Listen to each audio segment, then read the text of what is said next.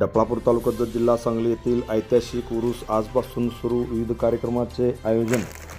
डफळापूर तालुका जत जिल्हा सांगली येथे बुवानंद पिराच्या उरुसास आजपासून सुरुवात झालेली आहे. प्रतिवर्षीप्रमाणे यंदाही 7 ते 8 मे दरम्यान हा उत्सव या ठिकाणी घेण्यात येतो. उद्या दिनांक 6 रोजी सायंकाळी 7 वाजता गंधारतीने उत्सवाची सुरुवात होईल. गुरुवारी 7 रोजी मुख्य दिवशी सकाळी 10 वाजता पिराच्या चरणी गलेप अर्पण करण्यात येणार आहे.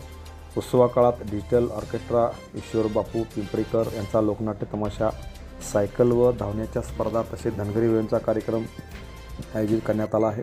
शिवाजी काळगी यांच्या स्मृतिप्रित्यर्थ कृषीभूषण पुरस्कार प्राप्त शशिकांत काळगी यांच्या वतीने महाप्रसादाचे आयोजन करण्यात आले आहे. तसेच सुनील चव्हाण यांच्या स्मृतिप्रित्यर्थ निकाली कुस्त्यांचे जंगी मैदान भरण्यात येणार आहे.